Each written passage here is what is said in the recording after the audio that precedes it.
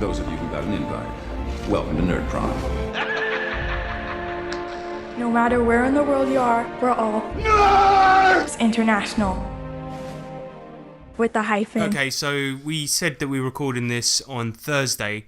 Actually, to the listeners, they're not going to know when we recorded it. But nonetheless... Yeah, they do, because I posted a questions post on Google saying that we were recording tonight. Okay, so we were supposed to record this a little bit sooner, but unfortunately...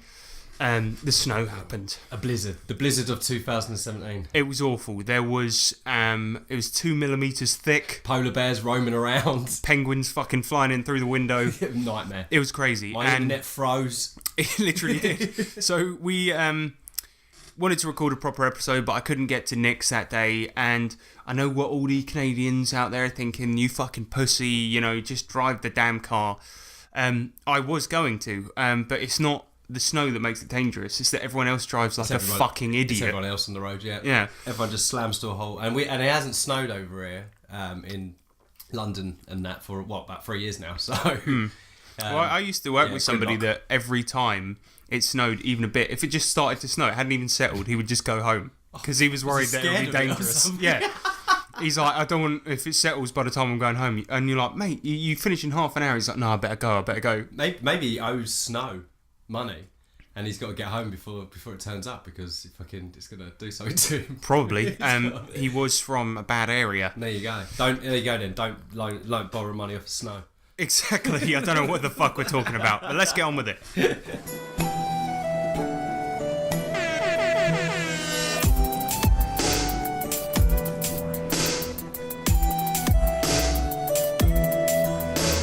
Coming at you live from a level 1 to 3 dungeon hack, it's me, Nick Lamley.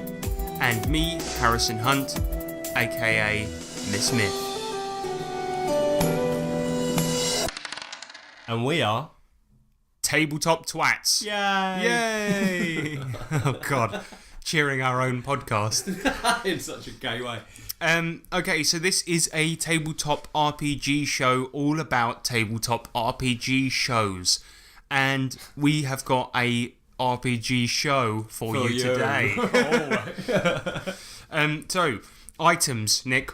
We've got them. We've got all of them. We got all the items. We got what you've been slaying when we talk about what we've been playing. We got the main subject, which this time is going to be GURPS. And we've got Adventure Call, Song Fight, Fireside Tales, Electro Letters. We've got the outro. It is going to be good. It's going to be quite good. Unbelievably all right. Yeah, it's going to be unbelievably average. Yeah. Oi! Yeah? What you slaying? So, this week, this is what you've been saying, where we talk about what we've been playing. It's a pun, it's not clever, and I'm sorry. But, yeah. What I've been playing this week, Nick, is more Shadow Bloody Bun. And Shadow Buns. Go on. Yeah, I've been playing that, and we concluded miniature campaign. It was only a 2-shot. Okay. Basically, the players had to find out who killed this guy and report it back to this mystery phone line, and then they would get a massive load of new yen. What happened is that they found out that the guy was the CEO of a big company. So in order to lure him out, they decided to kidnap his wife. And they found that his wife was a Cub Scout leader, which is kind of bad. So what they did is they got cybernetic enhancement for the dwarf on the team, Hardpoint. They got him a cybernetic enhancement to make his Hardpoint. A guy called James Tomasson. Okay. Yeah, it was awesome. But yeah, this cybernetic thing was more like biotech. But anyway, it cost him a lot of money, and it made his skin really smooth so that he could pose as a child. What about... Oh, because he's a dwarf, isn't it? Something really funny happened, though, because he went in there, right? And he went into the Cub Scout place, and he was trying to get information out of her, you know, trying to say this, that, and the other. And what happened is the kids had to play dodgeball. And because he's a fully grown adult, he absolutely obliterated them. And then he used his cyber eyes and comlink to send a picture of all the kids that he just obliterated onto the floor. Yeah, to the rest of the party while he was in there. He's like, look at this. And Sledge, who's a bit of a meathead, street samurai guy, he immediately thought that he'd that something had gone on in there and there was a big fight going on. So he runs in, boots the door down, and he's wielding a gun. And then he sees all the kids are fighting, and he's like, "Oh, okay, never mind." And then he just pulling the door shut really quietly. Yeah, and he just runs off. And then, but all the while, just in case, one of the other guys, Gentry, was filming the whole thing using his comlink and cyber eyes, and he was filming the whole thing. And so he got a clip of Sledge booting the door of a Cub Scout house down with a gun in his hand and then running away. And he put it on YouTube. Oh, what? So I said, we'll get back to that the next game, see if he's gone viral or not. Happened, I'm going to do some rolls behind the scenes. Anyway, they found out that they eventually got to the CEO, and it all culminated, I'm cutting a lot out here, but it all culminated in a plane chase. The guy was a collector of antique planes, and as a result he had a little airport to buy planes, and he tried to use one to get away, and the party flew the other one. And they were fighting in midair. It was fucking amazing. But what was really funny is Gentry decided to wirelessly hack the guy's cyber brain. This guy had an implant that would make him better at flying. Right. And Gentry hacked that, and then the guy immediately veered to the left, crashed into their plane in midair, and the wings became entangled and mashed together.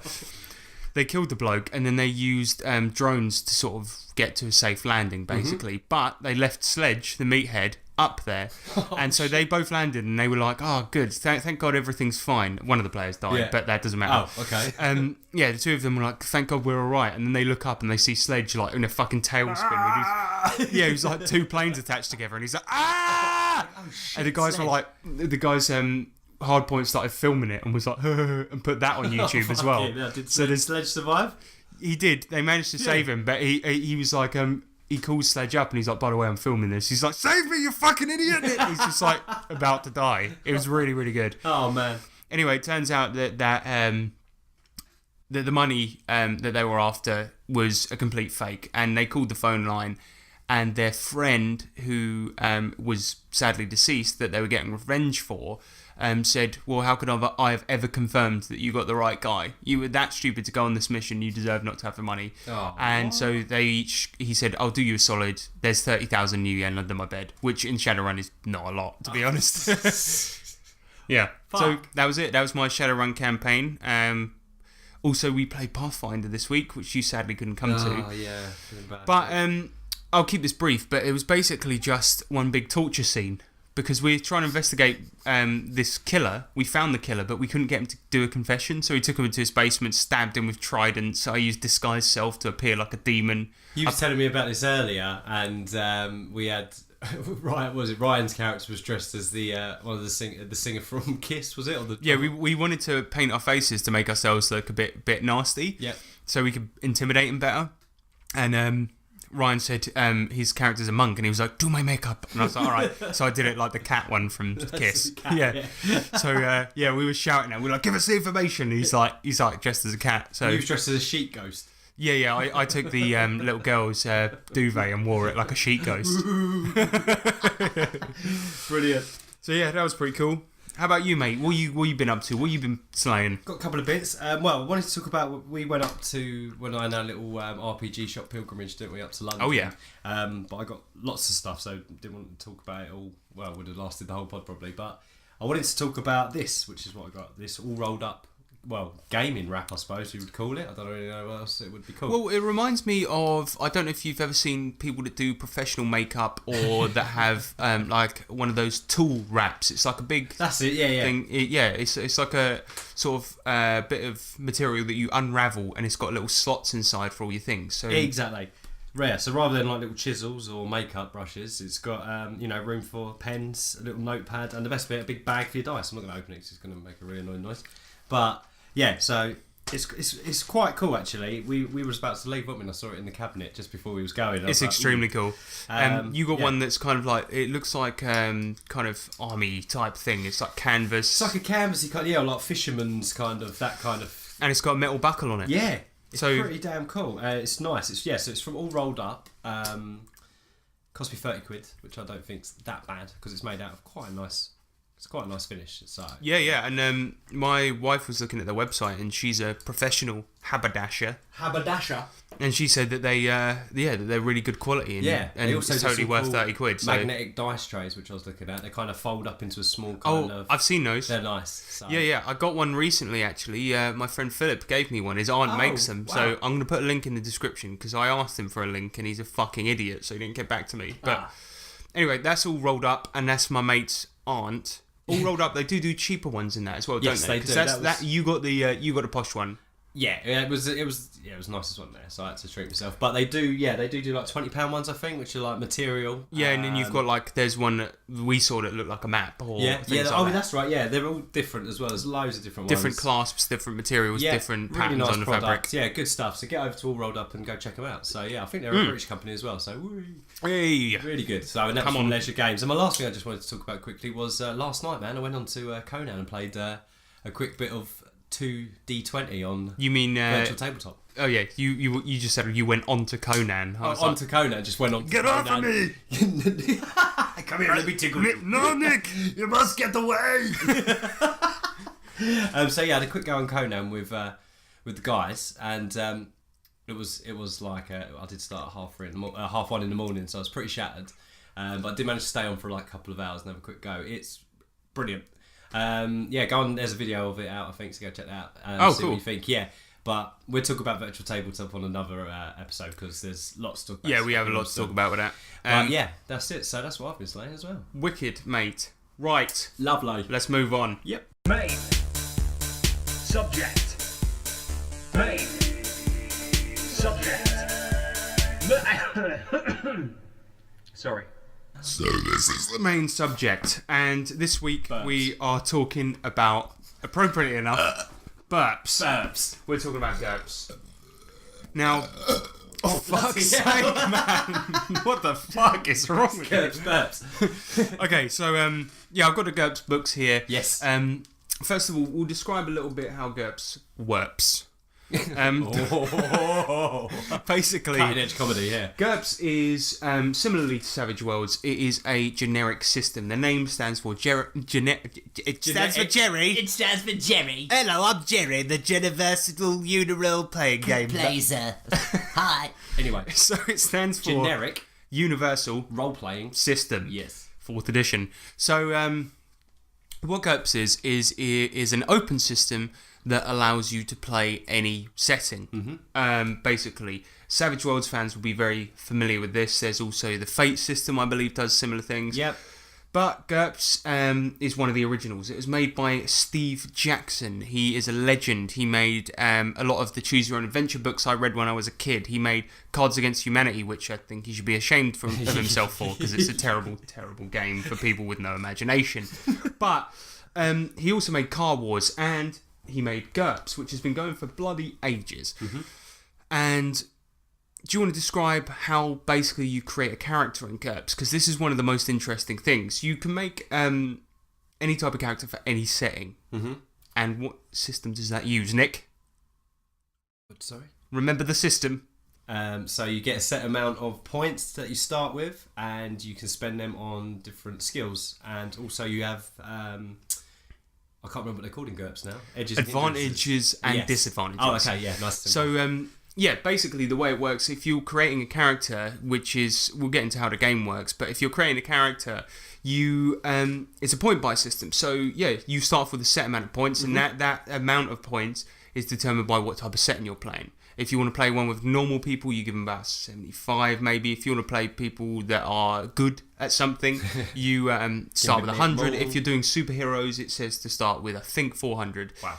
So, you use that, and you can boost your attributes, you can boost your skills, and you can take advantages and disadvantages. Advantages cost points, and disadvantages give you the point. Back. Exactly. Yeah. So, and also if you want to lower a stat as well, that'll give you points back. Okay. So if you want to be, like, for instance, Ryan's character, he made him particularly dumb, so he got, I think 40 points back for lowering his intelligence. So, yeah, that's right. He did, didn't he? Yeah, it's a really, really, really cool way of creating characters. It's super flexible. It does take a little while. If you're putting proper thought into it, I think we met up and we took like 2 hours. We did it individually, with each person, because it was... Yeah, you do need to think about it a bit, but in a good way though. It's not a bad thing. I think if you've got the time to sit down and actually create a character properly, it's a lot of fun. Yeah, because there's so much in these books. But Advice would be to do it not on the day of the session. I will say this: when I was GMing, I had to create characters extremely often, and as a result, I got quite quick at doing it. But that was when I was putting very little thought into the actual stats and more into just what the character was like. Yeah. But yeah, that's basically how you create a character, and the way the game works is a bit weird, and it's kind of difficult to wrap your head around if you're used to certain other systems, because instead of rolling high numbers, you roll low. Yes. And I know that sounds like it's easy to get a grip on, but annoyingly, if you've been doing it for fucking ever, where getting a high number is good, Yeah. it becomes really... the thing I found difficult as a GM was to do difficulty scores for things. Oh, okay, yeah. Because like, if you roll a 3, that's the best you can get. So ideally, I think it's like a 15 is an easy thing. So if, let's say for instance, you need to climb a wall, right? And that wall is easy to climb, that means you have to beat a 15. So you have to get lower than a 15. Yeah, that's right. Well, the thing is, I started my first ever game in role playing was called Cthulhu, when you have to roll under. So I suppose so, yeah. It's not different for me. You know what I mean? Maybe Yeah. for people that, whereas you played D&D, so it's completely different. Yeah. And then you sort of have like this, it's like degrees of success. So let's say, for instance, on that 15, if you roll a 3, that means the degree of success is 12. That's really high, so that means you do it well. If you rolled a bloody 11 14, or for 14, instance, yeah. that would be a degree of success at 1. So you do it, but you do it badly. Yeah. So you might get over that wall, but sprain your ankle, fucking... But the cool thing I like about this system is everything is resolved in that one way. Everything. Roll 3d6. Degree of success. It's so simple, and I absolutely love it for that. I mean, Savage Worlds, we've spoken about the fact that we played that and like it, and it's a very different system to this. But with Savage Worlds, there's lots of specific dice rolls for specific things. Yeah. There's certain things you can't do if you don't have an edge. There's certain things you have to do very, very specific dice rolls or have specific rules for. And GURPS, what's cool about it is exactly that it's the opposite of that. It depends on what you want, but with GURPS, always roll 3d6, see how well you do. Yeah. Nice and simple. If you get 3, that's it. That's a crit.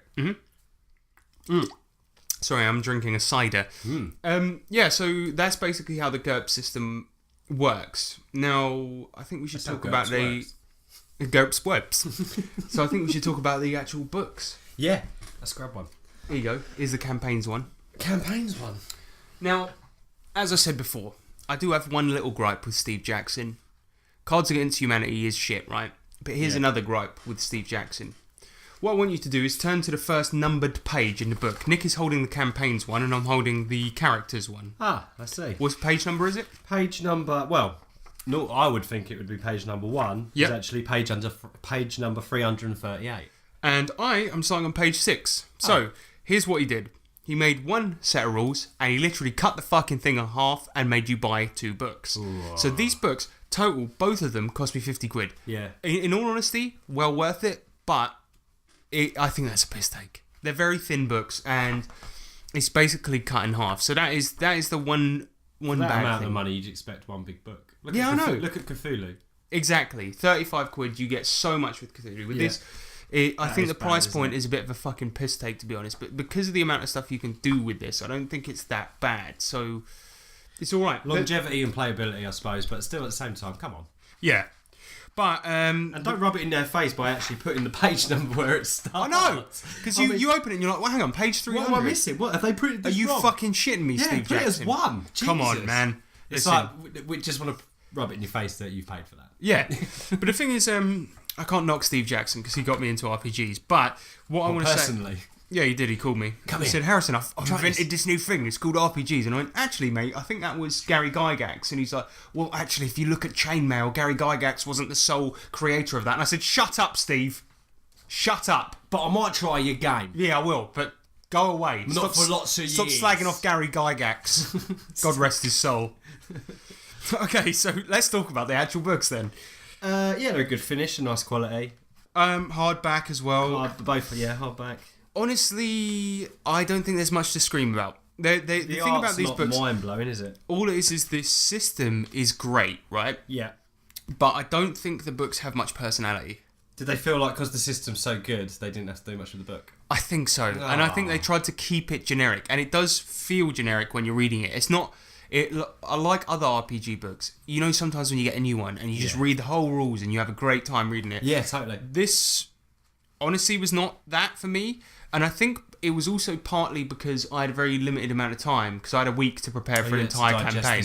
These whole 2 books. Yeah, and I was trying my best. And additionally, I think the actual layout is perfectly fine. I think the artwork's fine. It's completely unevocative, to be honest. Yes, there is. There is, and it's a good one actually. Oh, Unlike the Shadowrun one, but yeah. And what I like about the characters book is that the campaign planning form. That's quite nice. Yeah, it's awesome. But in the characters book, you have everything that you need to do to create your character in order.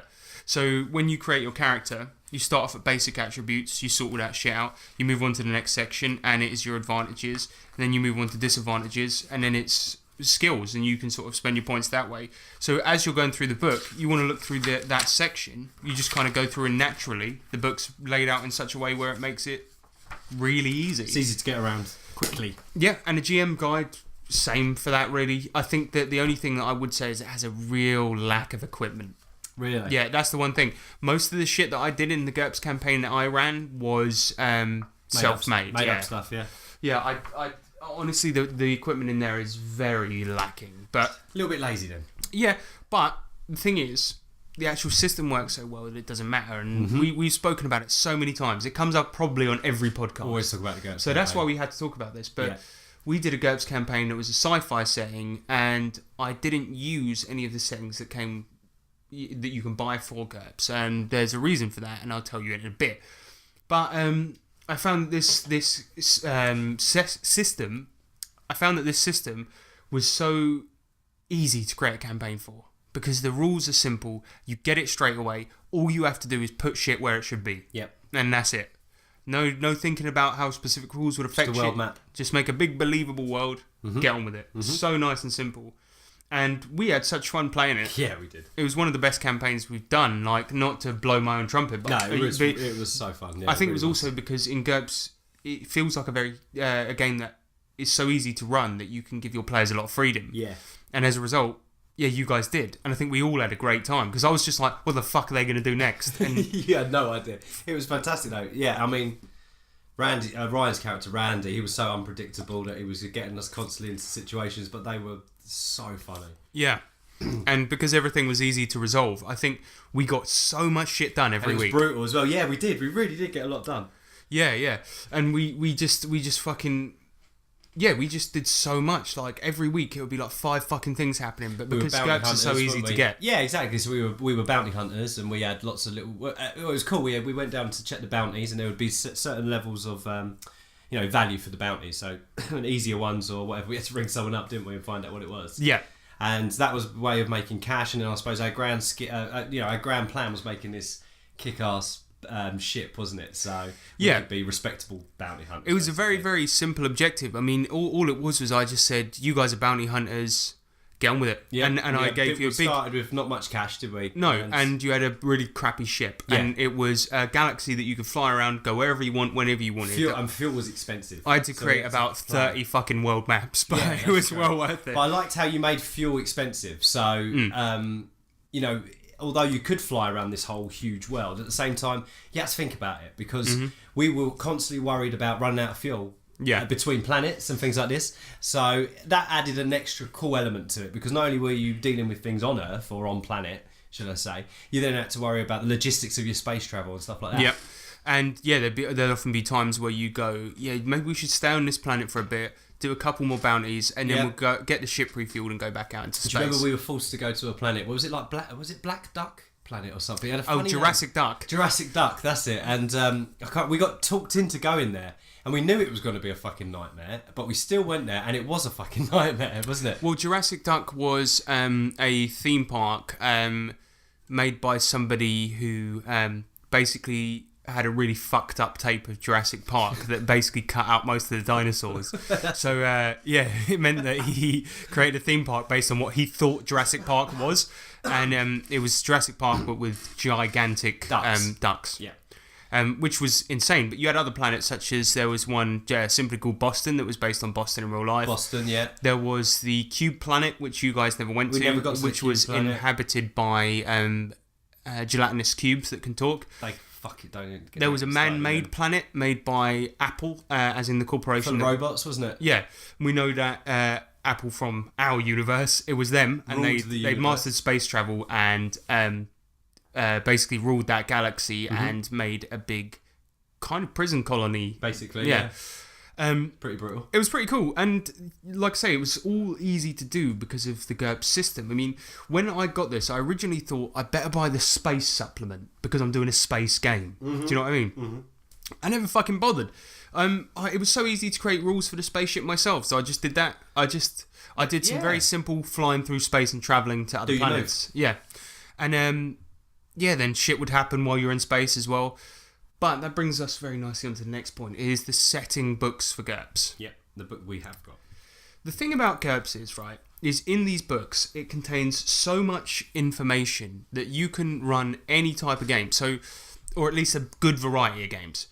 With regards to like superheroes, it contains enough rules that you could use them for years, you know? With regards to magic, it contains enough rules to use for years. Same goes for sci-fi, same goes for fucking alien shit, same goes for zombies. Like, anything. So, why the fuck would you buy the setting books? It's got everything you need right there. And I bet they're not cheap either. They're not. No. Well, it depends on the one, but like with Savage Worlds, for example, in the main book, it gives you a little taster of everything. There's a Yeah. couple of monsters in there. There's a couple of spells. There's like little bits of everything. Right? Yeah, exactly. Whereas GURPS gives you massive bits of everything. So Yeah. when I looked at the space book, they didn't have any more equipment to put in there. They didn't have any more rules to put in there. So what it was was it all then? fluff. Just fluff. Just all fluff. It was just a book of fluff, and I was like, This planet, there why might would be I this. buy that? I could Yeah. think of this shit myself. Yeah. Like, so why bother? Yeah, exactly. Well, And that was yeah. it. Oh, well, no brainer then, really. Yeah, so the setting rules, setting books for GURPS basically aren't worth your money. And there's nothing wrong with that. That means that these two books are so worth your money. Yeah. But what I'm saying is that I think Steve Jackson fucked up once again.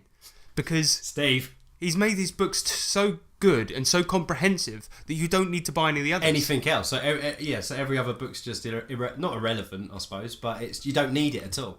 Well, I saw the rules for, there's Vampire the Masquerade GURPS version. Oh right. And I saw 'Cause that. didn't they bring out? Hasn't GURPS just launched something else recently as well? That I think I saw. I'll have to check. We'll check. It might be Werewolf. No, I don't know. It was an. It's a. I can't remember. I think it's- But anyway, I was looking at the rules for Vampire the Masquerade for GURPS. They did like a supplement of that. And I looked at it and I was like, oh, this might be cool to run Vampire and GURPS because it's a system everyone knows, you know. And then I was like, £10. I was like, okay, I'm going to have a little look through it. You know, you do that preview. Yeah. Well, I didn't do that. I downloaded a PDF and had a look at it.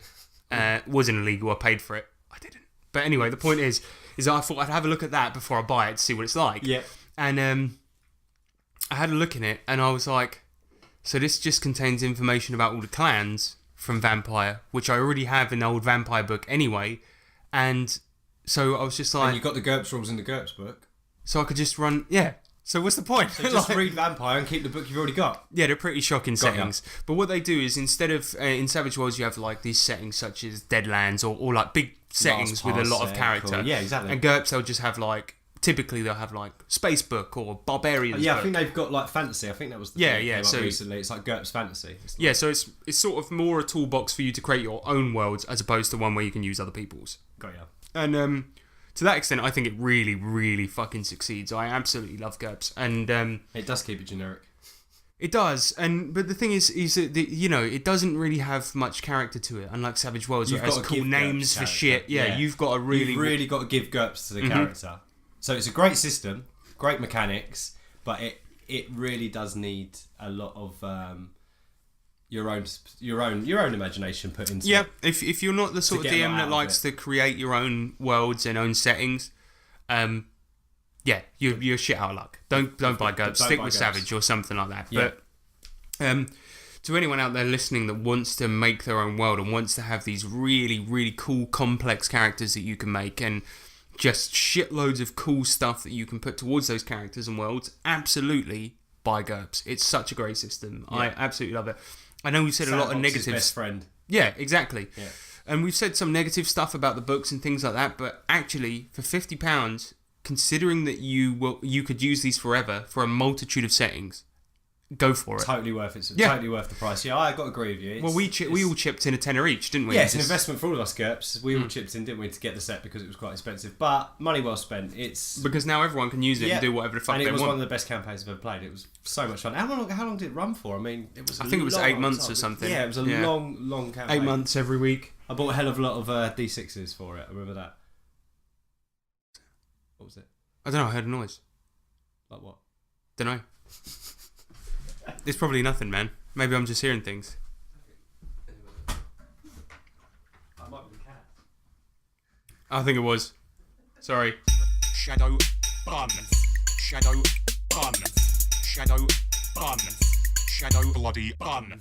We talked about GURPS, we talked about what makes it great, we talked about what we don't like, but I think everyone should go out there, give it a go if they can. Get the quick start rules, Quick start see rules, what you think. yeah, they're free. They're free, thanks Steve. Cheers for that, Steve. Yeah, he's not that bad then. But, what is your favourite thing about GURPS? Go.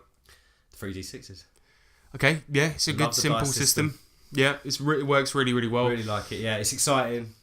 I don't know. Yeah, and it's different, isn't it? Because I played Pathfinder, played a lot. I've played a few D20 systems, and I don't know. The more games with different dice systems, the better. And it's just another different dice system, which I like. Yeah. And I think it's quite easy to get. Yes, exactly. As well. Exactly. With the D20 system, sometimes people get confused by it. With this, it's just like, 3D6. It's the dice people are used to, Yeah. I guess. So my favourite thing about GURPS, I think, is going to be the advantages and disadvantages. Yeah, they're cool.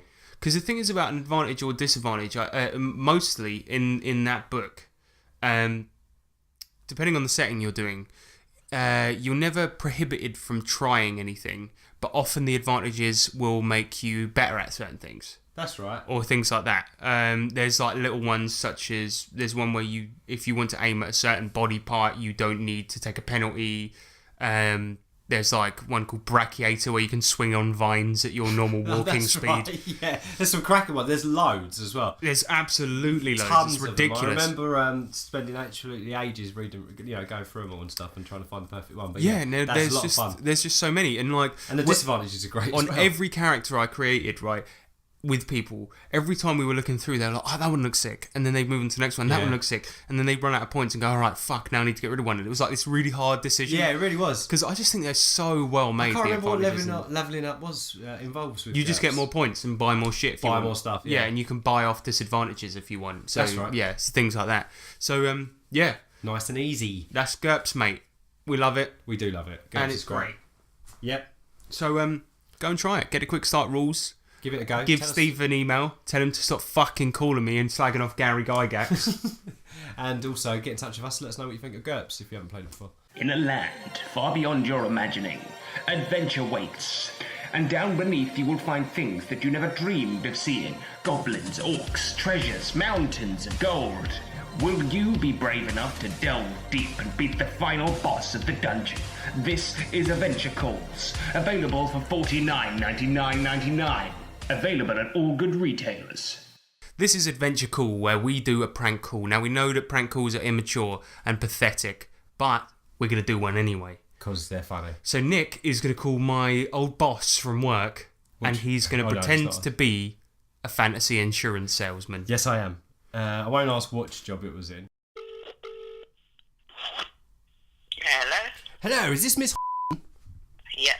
Oh, hello there. I'm just ringing up to inquire if you was interested in some wizard insurance. Sorry? Wizard insurance. See, we've had some complaints coming in that there's been some wizards going around your area using spells to break things and move dustbin lids around and things like that. So we're just calling up to make sure everyone's covered for any kind of spells that may go a bit array.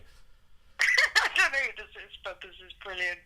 Would you be interested in wizard insurance at all? No, I really wouldn't like wizard insurance. Are you sure? Because you see, if the wizards were to turn up and they were dark wizards, then you could potentially, get turned into a frog or something. You must be prepared for this kind of stuff.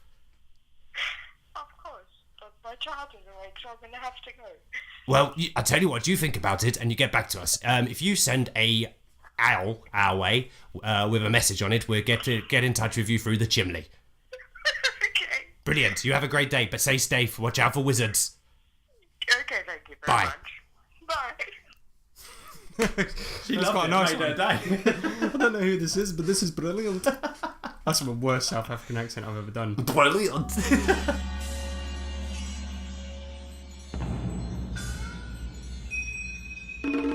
Song fight! Okay, so this is Song Fight, where we make songs about a particular subject to do with RPGs and then we battle them. Yeah. It's a fatal battle. It's a battle of song. So, this week we decided to do it on the subject of alignments. It's a hot topic. So, I'm going to play you my song first, and there's a good reason for this, but I'm going to play my song first. This is called Alignment Battle, and here it is. Alignments.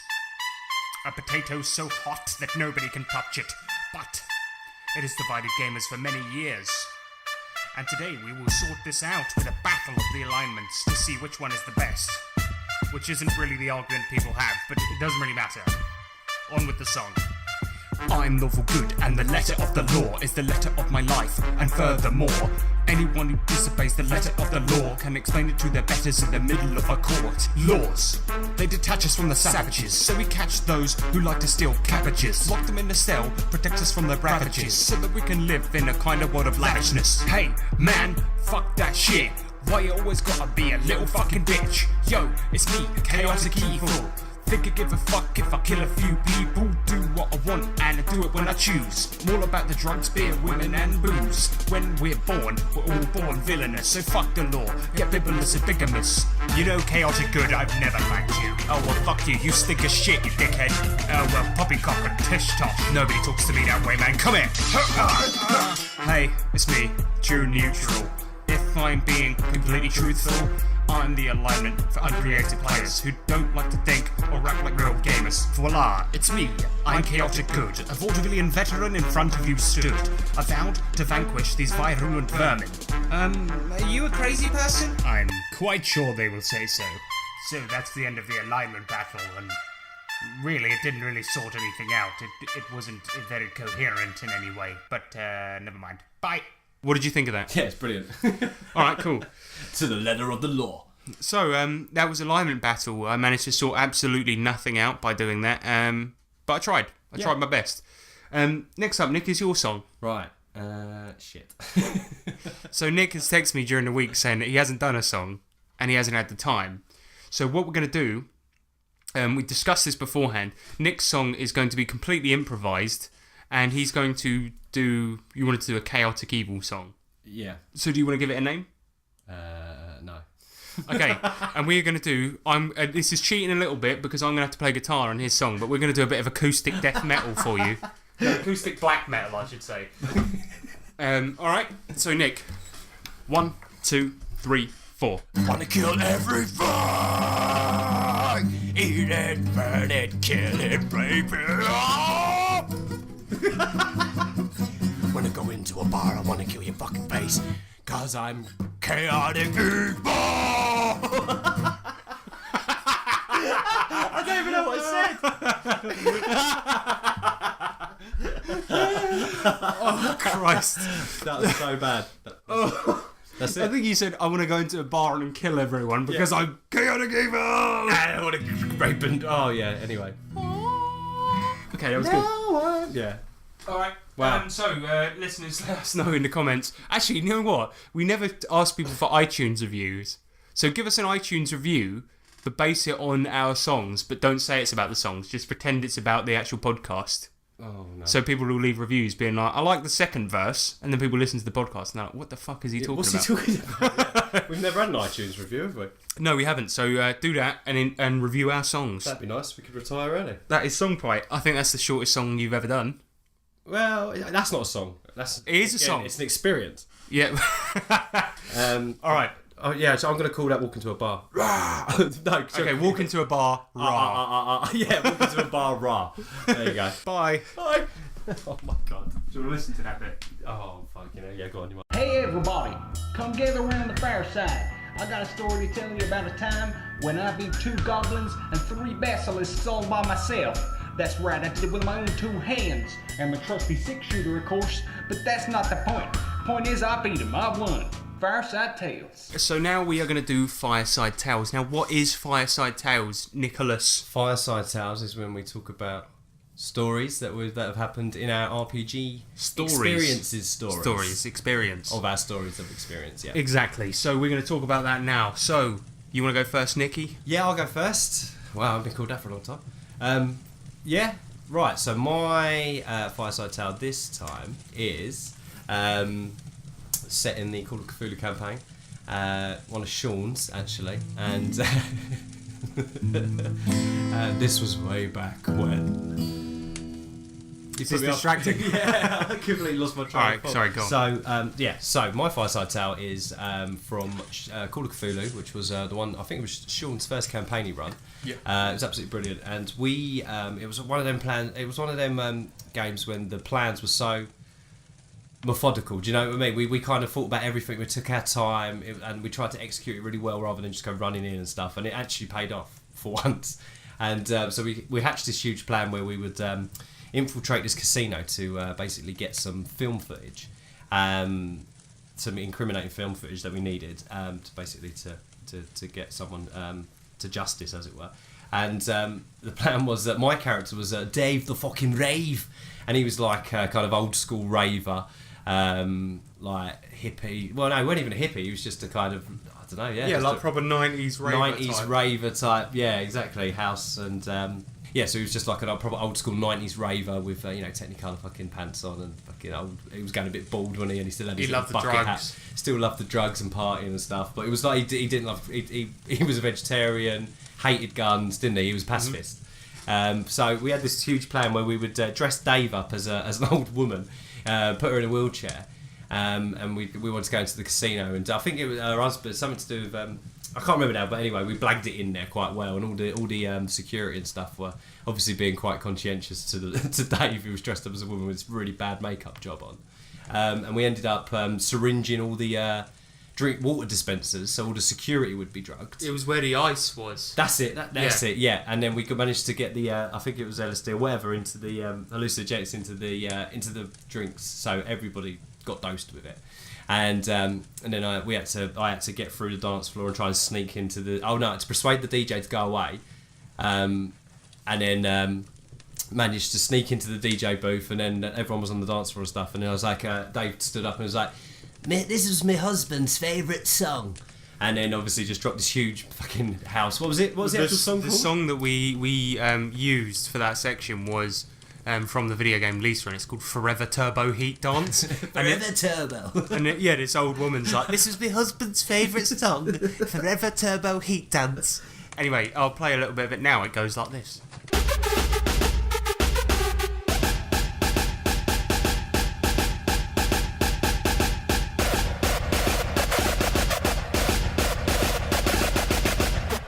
He's punching her right in the vagina. And so that got, obviously everyone had been drugged, even the security, they were all on the dance floor raving like mad, didn't have a clue what was going on, and that gave us our opportunity to sneak upstairs and get the footage that we needed. So it actually worked, and it was just so created much fun pure to execute. chaos down there, so that nobody would notice. And everyone was just gurning, and we were just walking past them like nothing was going, they didn't even realise that it was us. It was absolutely brilliant. It was beautiful. Yeah, and that's my Fireside Tale. Well, I'm going to tell one that's a little bit related to GURPS. Basically, when we wanted to get into GURPS, we, as I said before, we all pitched in a tenner and bought the books off Amazon, and it was all good. That's fine. We were really pleased with our purchase, and then we wanted to get some sci-fi miniatures for the game. And so I went to my local game store, which I'm not going to say the name of it because this doesn't paint them in the best light. But I went to my local game store and said, "Do you have any sci-fi miniatures?" And he's like, and the bloke, he's a bit elitist, and he was like, "Oh yeah, what sort of game you running?" And I was like, "Oh yeah, we're doing GURPS." And he's like, "No mate, it's shit." I'm like, "I just spent 50 quid on this, come on mate." And he's like, "You know what, GURPS is shit. It's it's just, if you're going to use that, you're going to have a terrible time. So you shouldn't really use it." Yes. And I was like, "I've just bought it, you dickhead." Shut up. And he was like, "Anyway, you're going to want to use Savage Worlds, and we got The Last Parsec here, which is like one of the best sci-fi adventures out there." So so he just basically slagged off a purchase I've just made and made me feel a bit shitty. I mean, suffice to say, I didn't buy a copy of Savage Worlds there and then. You did. I though. did, though, yeah. You got convinced. Yeah, I bought it, and to be fair, I'm glad I did. Look where Yeah, actually, it sort of worked out. It worked out for the better, but he definitely peddled Savage Worlds and shamed GURPS, which is not fair, because I think if you're going to be a game shop owner, you should be impartial. Yeah, maybe So- don't tell people off for buying the wrong thing the second they enter your Especially when fucking you've blown shop. 50 quid on the books. Yeah, Christ. If he stocked it, I would have got it from there. Yeah. Well, Anyway. would have. So that is a story about an elitist at a game store. Mm. And GURPS. And GURPS again. Well done. In the future, you will be able to send a letter from anywhere on the planet. This is the future. This is the Electro Letter. Okay, so this section is Electro Letters, and this is where we answer your mail from around the intertubes. They pop out at us, we catch them And into our minds. We catch them in our minds, and we channel them through the mouth, like mouth alchemy. parts. Yes, exactly.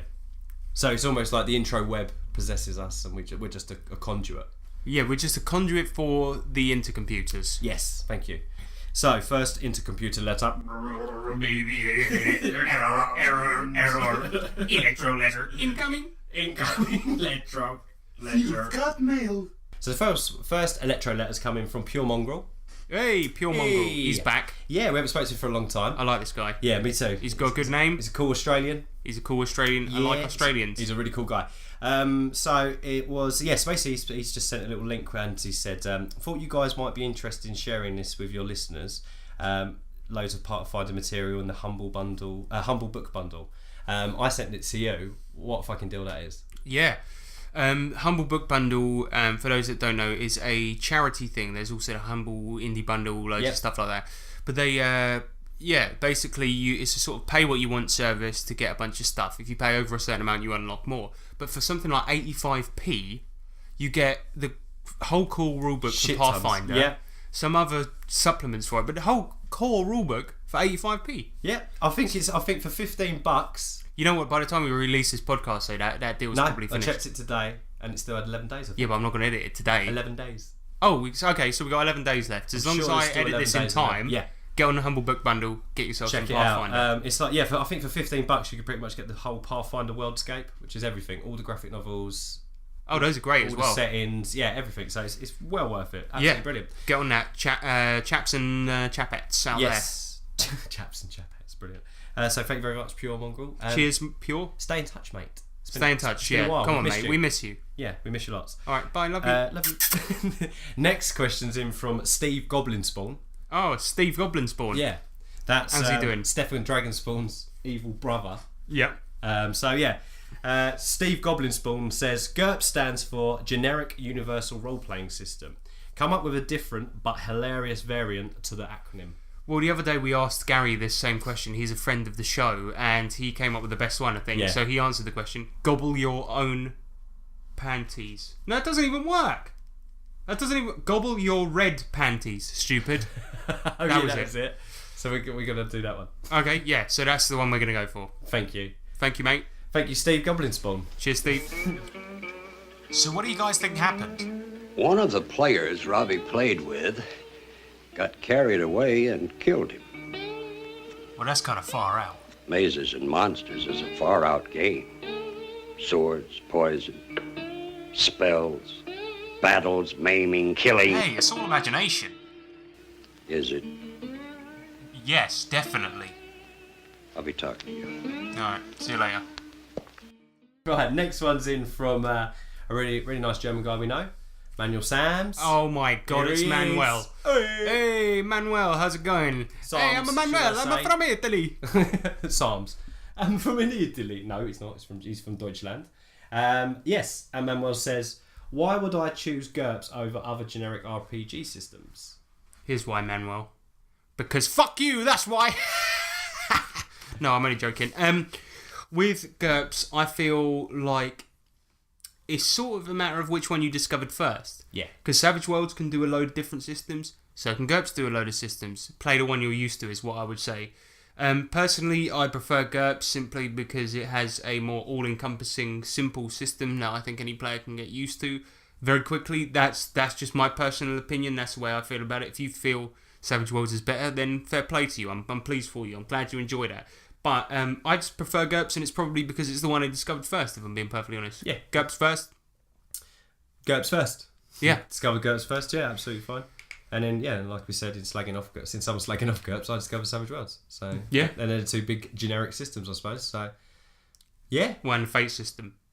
Oh, we don't talk about I haven't played that yet. So no, I haven't. Can't even have an opinion. So, Fate system. What's the official Tabletop Twats decree on the Fate system? We don't know yet. Play it, and if you like it, carry on playing it. And if you don't play it anymore. Don't play it anymore. There you go. Nice. Until we play it. And that's our review. So far. Yeah. Next question from Manuel is dating within your RPG group. Any stories about that? No. But I did once play a game that was DM'd by my wife, and I think that was before we were married, so she would have been the person who I was dating at the time. Oh. But yeah, it was really good. I expected her to give me some, magical items and shit for free, seeing as we were an item ourselves. But oh, very nice. Yeah, I know, it's good, isn't it? But she didn't. She treated me fairly, just as she did everyone else. She got in an argument with another player because she tried to kill him. But it was fine. Fair enough. Yeah. There you go. And for me, no, because Nick is happily married. I'm happily married, yeah. And he has been ever since he started RPGs, or at least very close to getting married anyway. Yeah, that's it. So there you go. Sorry, man. Boring one. Well. Next line, last question this time is RPG foul. Tell us something that went horribly wrong in character or out of character. Again, GURPS, it's when the ship blew up, man. That was probably one of the most devastating things. Well, we've told this story before, but yeah, you spent like 6 months of actual real time getting this ship together, and when you finally did, it got blown up on its maiden voyage. Within about 10 minutes. Yeah, that was bad. Taking off, yeah. So that was a bad one. That was a bad one for me. That was the worst for me. Maybe we should go. That senior warned us about playing RPGs. Why would you listen to him? He's a fucking idiot. Come on, let's play. After all, what did he say would happen? You want to answer that one, Debbie? Mike said that once we start, we won't want to stop. That's true of eating, drinking, and other things as well. Yeah, but you didn't have to say it in a creepy way. Come on, I'm trying to get Debbie into RPGs. This isn't helping. Come on, all right, go away, Sheila. Come on. Surely it can't be of any harm to... Look, what did I just say? Come on, shut up. Go away. Go over there. I hope you are not disrespecting Mistress Frost. You too, Mike? Why are you speaking like that? Come on, stop taking this shit too seriously. Let's just play some fucking RPGs. Come on. If they want to be a couple of chickens who go their entire lives without experiencing the unrivaled thrill of an RPG, that's their business. I've been playing for like 13 years, you stupid bitch. Then prove it by playing. Go fuck yourself. There we go. That's that one. And then the next one's from someone new. Not had a newbie. Newbie. Hello. Hello, newbie. Welcome, Graham. Mine nerd. Graham Mine Nerd, I think. Mine Nerd. Hello, Graham Mine Nerd. Hello, Mine Nerd. Beep beep boop. Mine Nerd. Yeah.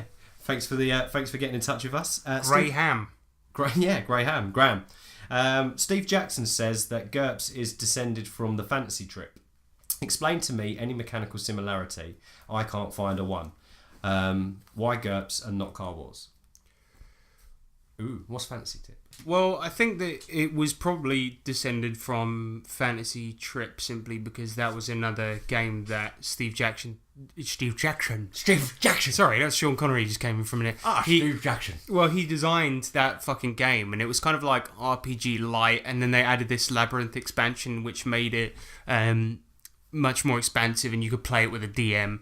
And I think from there, he made something bigger, and then just wanted to make something even bigger. Yeah. And I know that originally as well that GURPS was actually a working title. They never wanted to call it that, but they never thought of a better name, so they just called it GURPS. It's catchy for the wrong reasons, I think. But with regards to Car Wars, he says, why GURPS and not Car Wars? And I couldn't agree more. I mean, if you want to play Car Wars, play that. If you want to play GURPS, play GURPS. Car Wars is kind of an RPG, but it's more of a Mad Max type car battling game. Yeah. But you can have a story within it, but you kind of have like a character sheet for your car. That's it all comes right, in a big box. You get one arena and some road with it as well. Loads of little cardboard minis for your cars, and they're tiny. in my opinion, there's no better system out there for car battles than Car Wars. The actual mechanics of it are really good. I haven't played it yet, but I've read a bit of it and read about it, and it's so in depth the way it does car battles, and it's amazing. And I don't think any other system out there does it. So I was talking to my brother about this, and I said that I think if we were doing a Car Wars campaign, during the car battles, you would use the Car Wars rules, and outside of it, you would use a GURPS character sheet. Yeah. And as far as I'm aware, that should work pretty well. Makes sense. So yeah, I would do something like that. But yeah, Car Wars is awesome. Yeah. And it's cheap, and it comes in a big box, so it's a very nice one. It's pretty old. If you look at the artwork, it's a thing of beauty. But yeah, if you haven't seen Car Wars, listeners, that's a good one. Thanks for reminding me of that. Go check it out. Yeah, definitely. Right, so next question is from Veiled Fury RPG Show. Okay, sounds familiar. Sounds, yeah. Well, actually, Veiled Fury RPG Show is a new series that Manuel Sams is starting up. He's done a couple of videos on there. They're pretty weird and funny the way he's done them. Yeah. Go and check them out. We've got some Veiled Fury Show dice as well, which he sent us. So yeah, check out that. But anyway, what's his question? His question is, I'm not sure. No, it's not from Manuel. It's from this other guy. I think that we keep saying. Oh, Veiled Fury. Yeah, I'm stuck in a bunker in an unknown location. Any survival tips? Don't eat yellow snow. I got a good one. Oh well, if you ever get stuck in an avalanche and dig up. Well, yeah, and do you know how you find out what way's up? You spit. What you spit? You just spit. Spit. Oh, yeah, but then what if you spit down? What? No, so if you no, why are you spitting all over the place? Just dig up. Yeah, but how do you know which way's up? Because you look up. Shut up. And then that's the way what up is. Okay, if you're stuck in an avalanche, dig up. Dig up. If you're jumping from a tall building into a dumpster, do it back first and curve your legs up as you hit the dumpster. That's just a little tip for you. Okay. So, what? That's a survival tip. Yeah, if a zombie apocalypse is happening, you need to jump off a roof. Yeah, that is true. Thank you, Nick. Thank you, and thank you, Veiled Fury RPG Show. Yes. I hope that guy gets out of there. Dig up. Dig up. Back first. Dig up, fella. Dig up, back first. Dig up. Right, next question is from Eric Lamouri. Le boss. Le boss. Le boss man. What does he want? He says Nick needs to share the story of the singing customer and the loaf of bread.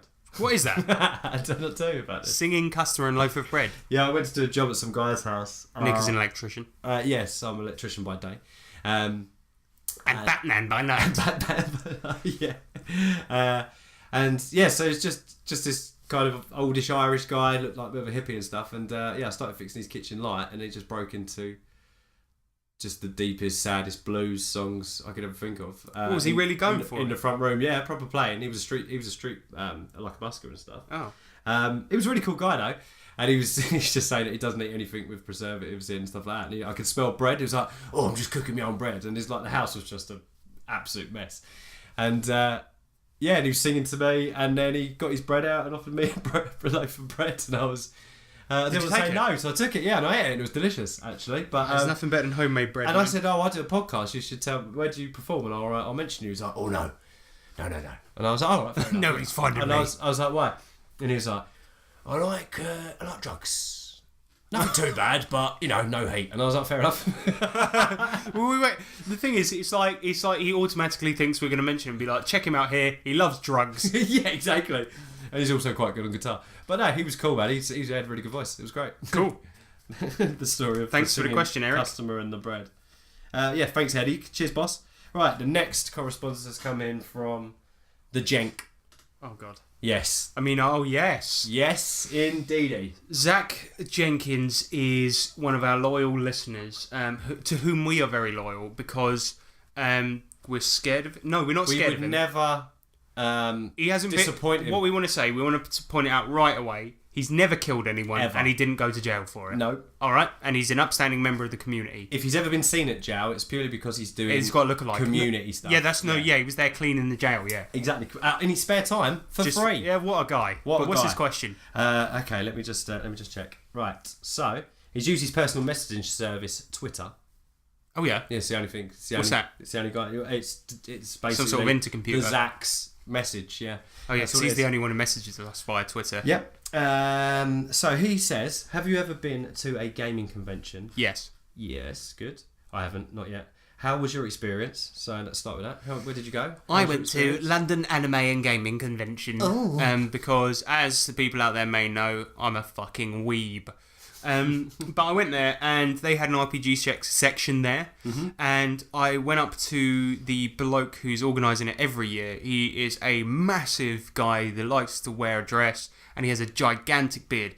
Very nice bloke. But I went up to him and I said, oh, so you've got Made RPG. I was thinking of trying that out. This is before I tried it out. And he went, it's brilliant. It's completely random. You have no choice as to what you do, and it's just mental. And I was like, that sounds awful. I'm not going to play that. Was I it was Alan Partridge you was talking to? And I walked off, and I was like, we got into the hallway, and I was like, I said to him, I'll come back later, mate. Yeah, that sounds great. Mental. Yeah, he just said you get no choice about anything that happens. He's like, everything's random. It's brilliant. Absolutely brilliant. Yeah, and then I bought some dice and a cool dice bag. In London Anime and Gaming Convention, they had Artist Alley, and so they had people that made their own custom dice and dice bags. They had rule books for sale for certain things as well. There was a new RPG, and I can't remember what it was called, but these guys had just come out the gate and made this sci-fi RPG that had an epic 4,000-year lore. And I was like, oh, wow, that sounds pretty cool. It's a bit Warhammer 40k-ish, you know, big suits of armour and shit. And I went up and said, oh, that looks cool, mate. Yeah, well, how much is that? And he went, it's £80. It wasn't the same guy. But he was like... yeah, he just dressed up differently. He was like, it was weird. He was wearing a fake moustache.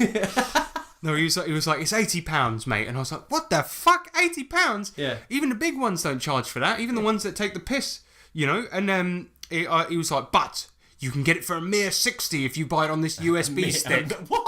And I was like, I think I'll leave that, mate. That must be a really nice USB stick. At London Anime and Gaming Convention, they have a whole big fucking room. It's like a dining room, and it's dedicated to playing RPGs. And it's pretty cool. You always see people sitting down there playing RPGs and shit. The only thing is that the smell of guff in that room. Oh, really? Oh my god. For those that don't know, guff means farts. It just reeked of BO and farts. And so Sean and I were like, oh, we'll play some RPGs this time. And then like, we go, it's every 6 months, and we go to every one. And like, every time we go in there, it just stinks. And we're like, what's wrong with you? Like, I get it, man. I'm an RPG player. I'm a fucking nerd. But have a wash if you're going to a con. Come on. Totally.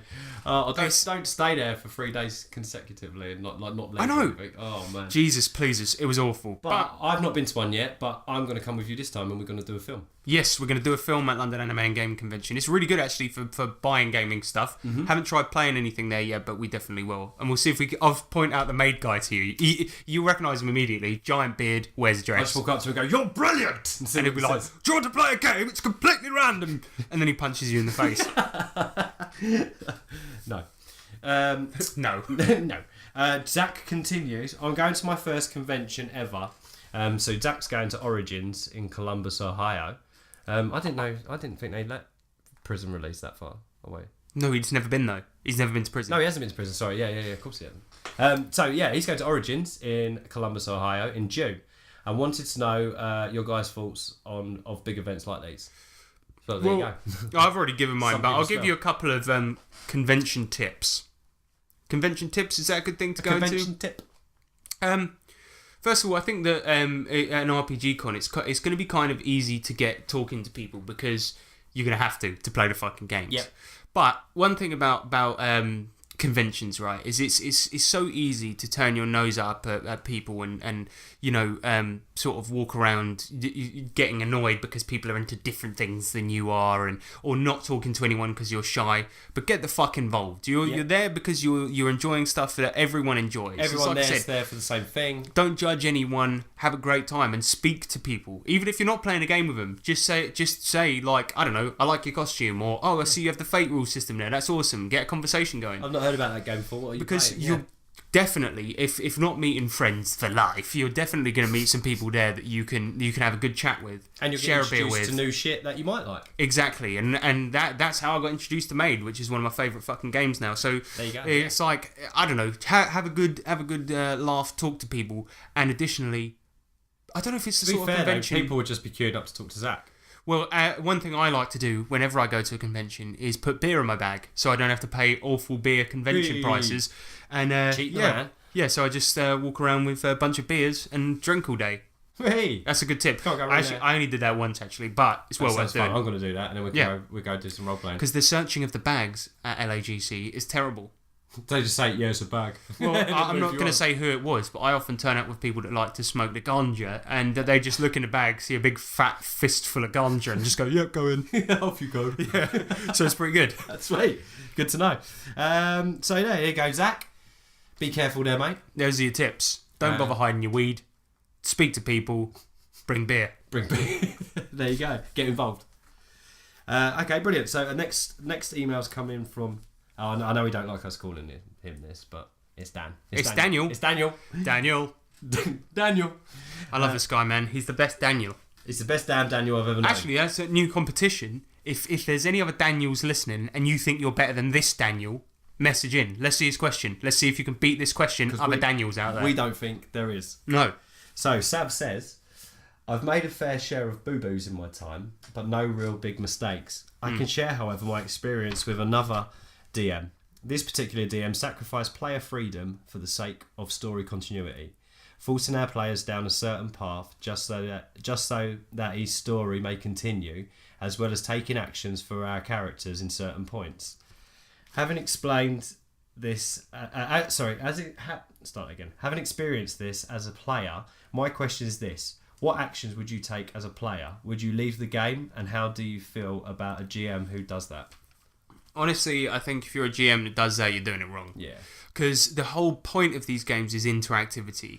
You should not be trying to guide people along the path of a story, because if I wanted to do that, I'd read a book or I'd watch a film. Exactly. I don't know why people often do this, is that you see it with video games as well. Video games often want to be more like movies, and you see, you're watching more than you're doing. Yeah, and if you're trying to make an RPG more like a straight linear narrative, then that's not the point. You've completely misunderstood the medium if that's the way you're doing it. I mean, imagine if I made a film and tried to make it more like a book by just having text appear on the screen for 2 hours. It would fucking suck. Yeah, it would so suck. if you're trying to make a linear narrative in a game like this, you are doing it wrong. So do not do it. You're not in it. Yeah, you're in the wrong game. So what would you do if a GM did that to you then? I don't know, really. If it was our current group, I think somebody would just pipe up, wouldn't they? Yeah, of course. But let's say, for instance, you joined a new group and straight away the DM's like, no, you can't do that. Instead, your character does this. First session, and then... I'd be like, fuck this then, mate. Well, I think the British way would be to go, oh, that was great, mate. Thank you so much. That was awesome. And then you just wouldn't turn up to the next one. And then you wouldn't come again, yeah. But the thing is, no matter what way you slice it, an RPG, in its bare bones, is a combined storytelling experience, if you like, with the GM and the players, and you both work together for a common... story and experience. Yeah. If that means that you as a GM create a story that nobody gives a fuck about and they go and do something else, well, your job is to make them have fun. So as long as they're enjoying it, let them do it. Exactly. Yeah. It doesn't matter if your story gets fucked up. Don't be so egotistical. Yeah, that's just a message to Dan's GM there. Yeah, you're a facilitator, and the best times happen when should work together when you mess about. Yeah, and you'll work together, and you'll find a way. You're a GM. You think about it. You work it out. Not unless you're that guy. Yeah, that sucks though. Tell us his name and his address, and we'll get him for you. Yeah, we'll get him. Right. So the next one's coming from a new member of the Nerds International. New member guild of our guild. Yeah. What's his name? This is JC Locke, also known as the Jolly GM. The Jolly GM. Yes. I've had a few sentences exchanged with him already. I'm liking him. He's a good addition to the team. He's a lovely guy. I had a little, like I said, I played in one of his games last night at the Crack. Well, this morning. Yeah. Like 2:30 this morning. So I briefly got to meet him. He seems like a really, really nice chap. So he is jolly. So yeah, and he's he lives up to his reputation. So thank you very much for inviting me. Did the jolliness break down at any point and get into a rage? He was super jolly the whole time. Right. Yeah. Absolutely, he's a really good guy. Because what I'm thinking is, if somebody calls himself jolly, it's a bit like, when gangsters call themselves tiny even though they're massive. They're huge, yeah. I think that JC Locke is actually... He's got the meanest streak ever. He's a killer. Yeah. He's a cold-hearted killer. Oh my God, no, I don't think so. He seems like a really nice Well, guy. we don't know him. We don't know him well enough yet. We're gonna, JC, if you're a killer, we're gonna find out. Anyway, what's his question? Right, JC's question is: I grew up on two major game systems, Palladium RPGs and Monopoly, and GURPS. Yes. Yes. Oh God, I went a bit Harry Potter there. Yes. Yes. I love the GURPS system, except for one small flaw. Oi. If you get hit once, the damage is going to be enough to, if not kill you outright, maim you. And if you are lucky enough to live a few more rounds till you bleed out, till you bleed to death. Yes. He then finishes. Actually, maybe not a flaw at all. Winky face. I think you really answered your own question there, man. Because part of what I think makes GURPS great is how brutal it is. It is so brutal. I don't like how modern systems mollycoddle their players. Yeah. Healing surges. Oh, you get 3 rolls every time you go below 0 HP. Fuck that shit. Bang. In You're GURPS, down. you're dead. Take a shot, you're dead. That's it. That's more like it. It's proper RPGs. It is brutal. I would say from a player to players, all the players out there playing GURPS, a little bit of advice. If you see dynamite or a grenade, should I say? Run the fuck away. Run the fuck away. We, in GURPS, we have a funny story about this, and I'll keep it very brief, but our good friend James Clark, who appeared on episode 3, he died every week. He had a run of characters. Yeah. He had Johnny, who was a builder. He got shot by a laser, died immediately. Then he had Engine, who was a robot. He was brilliant. He died, and they managed to plant his consciousness into another body. But he died because he got blown up by a grenade. Then he had Sagir, who a building fell on him in like the first game after an explosion. And then he had Hiroshi, who died literally, and I'll probably tell this story another time, drowning in actual shit in a sewer. Yeah, he did, didn't he? He had characters die every week. He took it on the chin, bless him, and he got a new He character. I did feel for him though, man. It's like, why do I keep dying? But his best thing was his rage line, and we've spoken about rage lines before. You had one before where you chucked some dice. Oh, go away! Yeah, you got all moody at your dice. And threw him, yeah. But James's one, my favourite was we just had a little painting session, me and him painting up our new minis, and he just bought a new one for GURPS, and he died on the first session.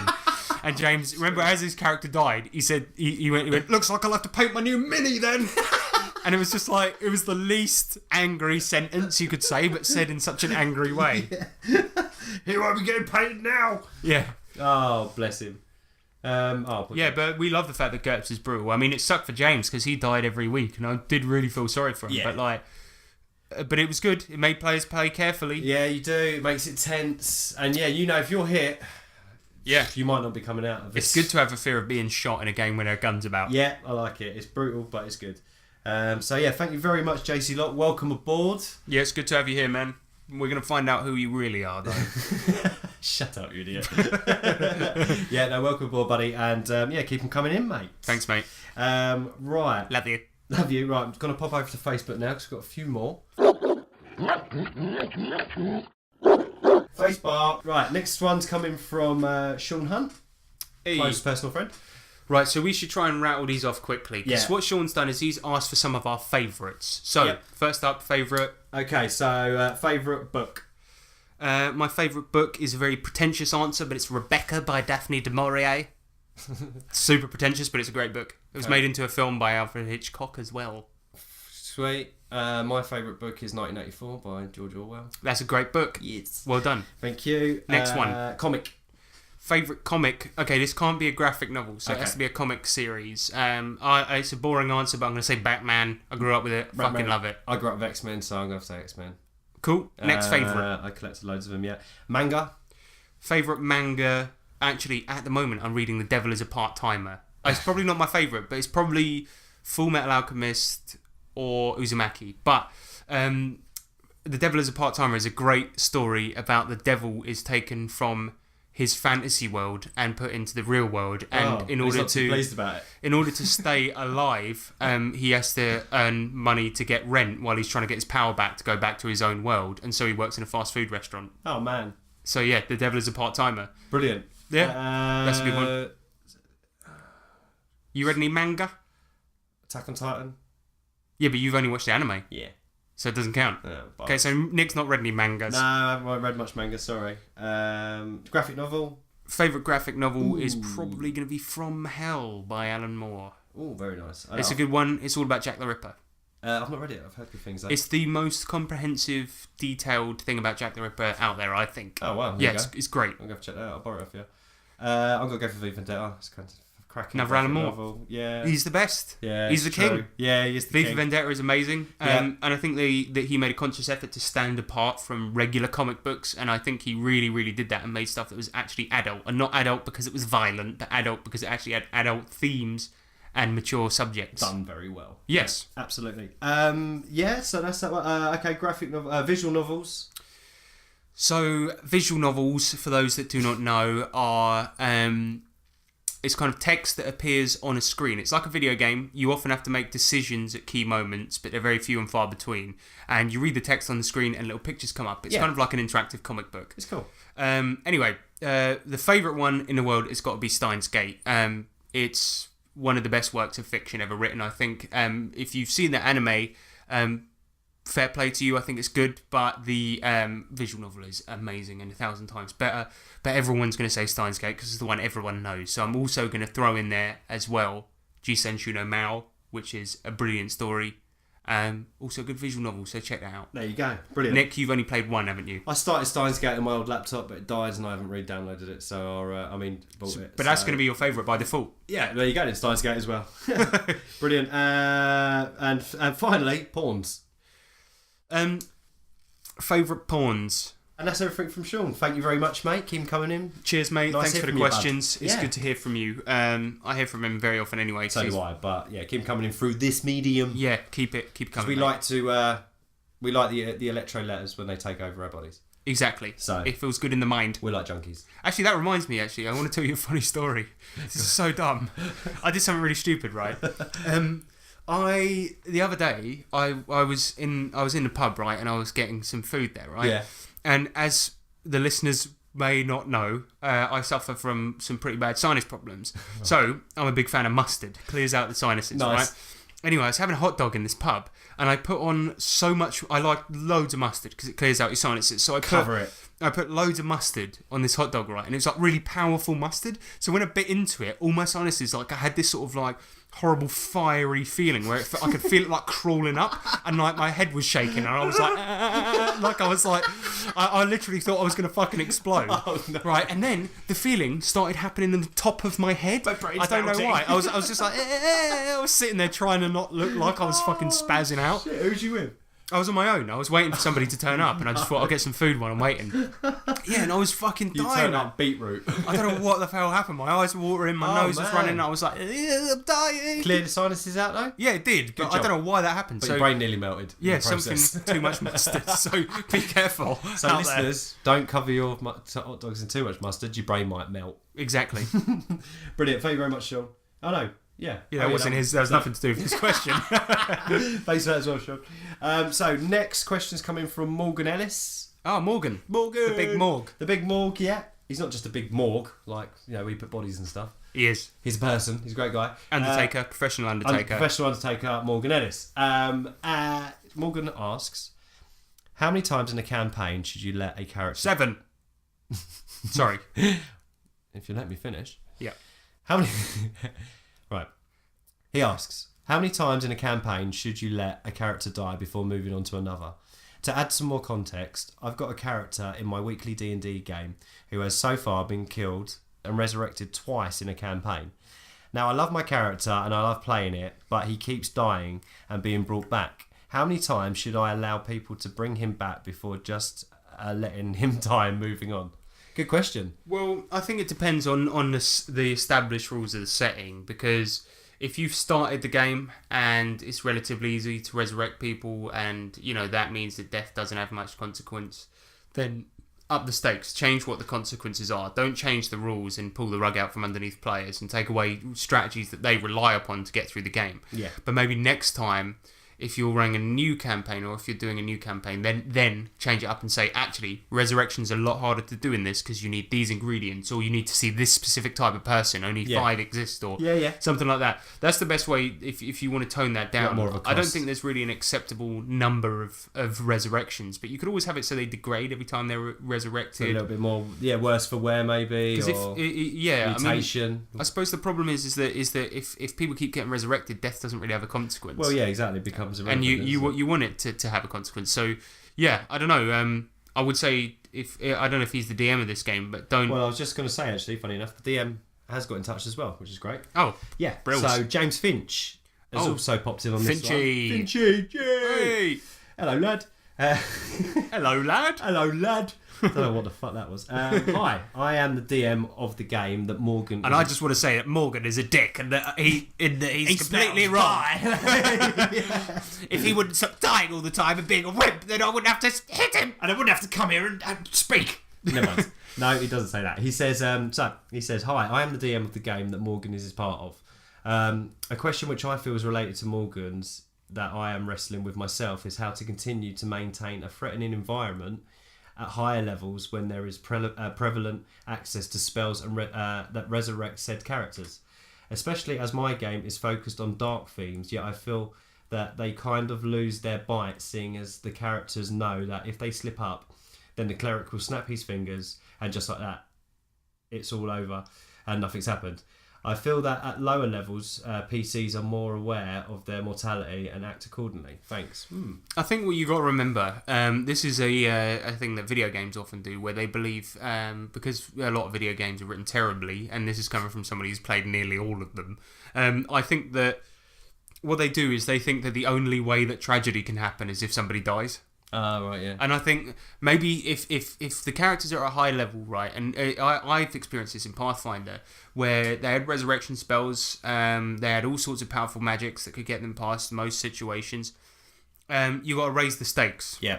At some point, you may have to, swallow your pride, give up on the dark themes, and just make something completely epic. Because in Pathfinder, when I ran a game in that, everyone was very, very overpowered, and instead of wrangling the game so their powers were useless, or trying to make them feel like their decisions and their leveling up was a bad thing, what I did is I raised the stakes, and it completely skewed the tone of the game and the way the game was going, but it still made it fun for them, where they could still use the powers that they worked so hard to get. And so what I did is they were going through this campaign, and it was relatively simple. They had to stop some terrorists and things like that, but then when they got really powerful, it was a whole new arc of the story where they had to, and I know this isn't like the same as the real lore, but this was my own lore. They had to die, go to Planescape, where they could suffer final death, and that would mean no resurrection. And they would go to Planescape, they would talk to the gods and figure out a mission for them, and kill another god who started his own plane of existence entirely. And I thought, if they're going to get bigger, I'll make this bigger. You know what I mean? Exactly. And that created a threatening environment. Cool. It was pretty rough. We could still die, but we were not talking to gods and had superpowers and stuff. Yeah, it was brilliant. Not only that, but you could... another technique that I had was that I had a lot of loyal, cool NPC followers that the party really liked. Yeah. As a result, when, for instance, Colin could resurrect one person a day, but that was it. So what that meant was, if more than one person died in a fight, like some of the NPCs, or 2 players, then it was a horrible choice. Oh, you got to choose, yeah. Yeah, so you could do that. Yeah, that's cool. And that was that brought a lot of drama in. Yeah, it was brilliant. Yeah. There you go then. Up the stakes. Up the stakes, and if you have some more brutal fights in there that cause more than one person to die, or more than the spell can do. There you go. Happy days, mate. You got good role playing there, and you got difficult situations that you deal with. Lovely. That's Finchy. That's Finchy. And that's the letters. That's the letters. Okay, so thank you very much for sending in your questions, ladies and gentlemen. We enjoyed channeling them through our mouthpieces. To the microphone of destiny. Robot Eye. Robot Eye. Okay, so thanks for the questions, everyone. We really do appreciate them coming in. Also, like I've said before, send us your stories. We've still got another one from Daniel, haven't we? We've got another huge one from Daniel that you need to do. I'm getting round to reading that out soon. I have a very busy life. Yeah, me too. But I do really want to do it because I've read it and it's really cool. And I've got 2 of Lewis's, so I need to do them as well. So they are in the pipeline. Do not worry. So people send them in because we like reading them and we also want to share them with people. So please keep them coming. Send us photos as well. Yeah, send us pictures. Nudes. Send us pictures of your gaming table, your gaming setups, miniatures you've painted. Have you painted your dick as a miniature? Send us that. Who gives a fuck? Is it a Tower of Power? Yeah, exactly. Send us the magical pointy shaft of doom. My pig sword. Oh, God. How about you? How about you? Anyway, good. Bye. Big up your bad self. So this is the section of the show where we big up our esteemed Nerds International colleagues. We have a lot of colleagues. We like bigging them up. So we're going to talk about John Polak. Yes. Mr. Mean himself. Mr. Mean is John Polak. He does some really good videos. He does reviews of systems. Yep. And as far as I'm aware, nobody on the Nerds International really does that, or hasn't until he arrived. I mean, we talk about settings, but we don't do comprehensive, intelligent, and amazingly well put together reviews. Exactly. We just talk a bunch of bollocks. Yeah, that's right. So if you want somebody that talks about these things in depth, if you're thinking of buying something and he's done a review of it, go and watch it. They're half an hour to 40 minutes long, typically, and they're really, really comprehensive. So by the end of it, you'll know what you're talking about when it comes to that system, and you'll be able to make a reasoned decision as to whether or not to buy it. Yes. He's played a lot of systems. He knows his shit. He's got a lot of stuff. He's got a baby on the way as well. Good luck with the baby, man. The baby man. Good luck with the baby, man. And we hope that it all goes well there. He's naming the baby Harrison after me, actually. Oh, really? Oh, yeah, brilliant. Yeah, he's a good guy. Yeah, that's nice. Maybe I'll cut that out. That's rubbish. Okay, good. Thanks for everything, John Polak. Keep the good videos coming. Yep. Mr. Mean, keep mean.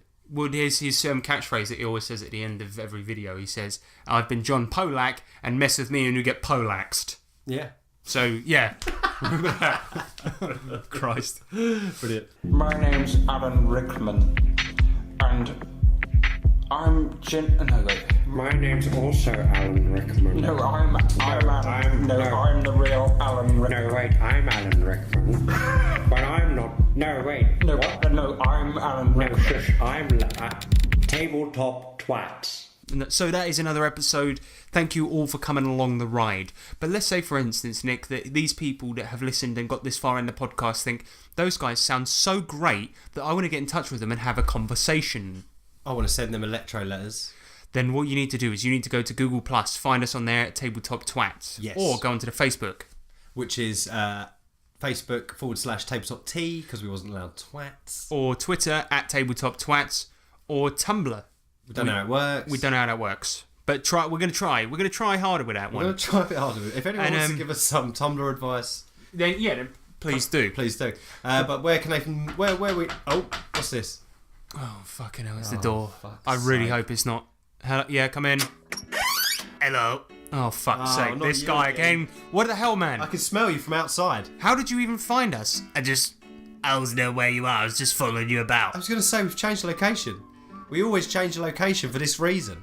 Yeah, but it's at your house, Nick, this time, and I know where you live. Oh, yeah. Anyway, I need to say something to your fans. We don't call them fans, actually, mate. We call them listeners, because we can't really say that they're fans. Oh, fuck off. It doesn't matter.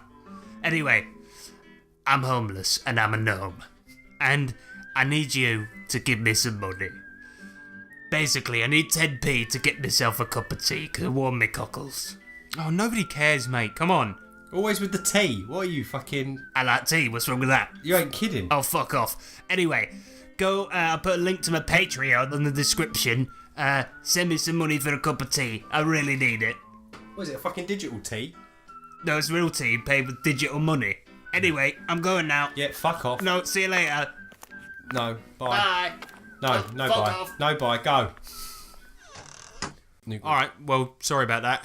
Anyway, we just wanted to talk about a new group on Google Plus called Flippin' Tables. Yeah. Flippin' with an apostrophe. And That's all about Tabletop Simulator, and they're cool guys that are playing games on there, so check that out. And as usual, I want to leave you guys with a question to meditate on until the next episode comes out. This time, the question is, what is custard?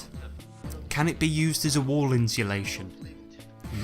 And with that, there remains one more thing to be said, one thing that we channel through our minds. We channel the universe into our brains, and it comes out in a way that will give you wisdom. And that thing that we say is...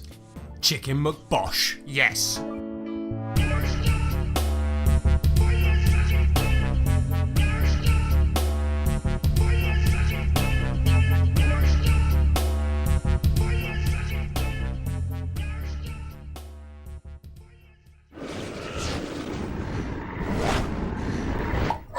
Bugger! Ah! That hurt. Oh god, but my chair broke. Here, let me untie you. Oh, thanks, Al. Where are we? Woodland area, secluded house. You know, I have no earthly clue. I'm gonna go look in the house. Look, there's a light on. No, wait! Al, come on, look at this. There's some bloke inside. Is it Harrison? No, it looks like him, but that man's at least 40. By the age of 40, Harrison has mostly cybernetic limbs, so it can't be him. Oh look, there's a woman as well. A pregnant woman. I want to hear what they're saying. I'm just going to open this window. No. Shh, listen. Come on. Angelo, that's a terrible name. We might as well call him Please Beat Me Up. Okay, what about Alejandro? Is there something wrong with you? Okay, what about Harrison? Harrison? Harrison Hunt. Yeah, that's pretty cool. Kinda sounds like a superhero name. Well, that's settled then. Harrison Hunt. And maybe you'll be a Okay, I'm closing this window. We have to do this, Nick. Al, I'm not fucking killing a pregnant woman. No fucking way.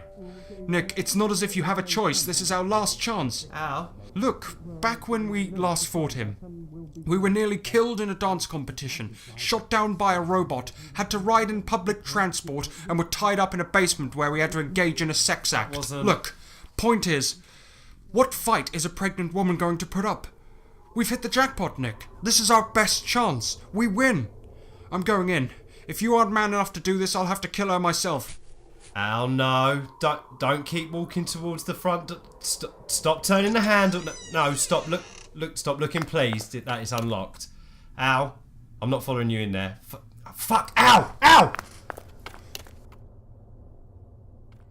Fuck, where's he going? Hurry up, Nick. Why are you going upstairs? Stop making me follow you further into the house. Al, what the hell are you doing, man? It's one thing to murder someone, but to root around in their drawers? People keep guns in their bedside drawers, in case of burglars, you know. Haha, see? Here's one. Don't wave that fucking thing around.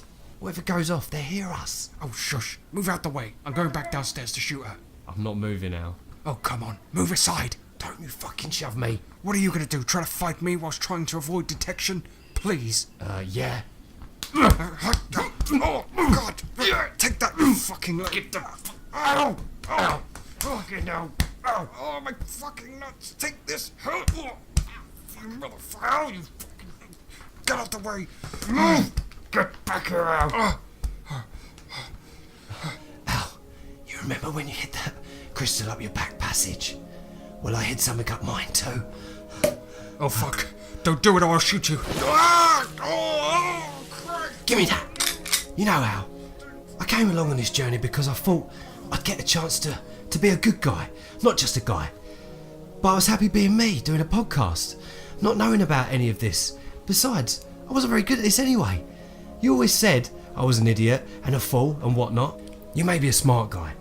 You may have all the answers, the witty put-downs, but you've got no heart. That's where you and I differ. So to quote a book, I shall take the heart, for brains do not make one happy, and happiness is the best thing in the world. Goodbye, Al. You've doomed us all. Yeah? Takes one to know one. You...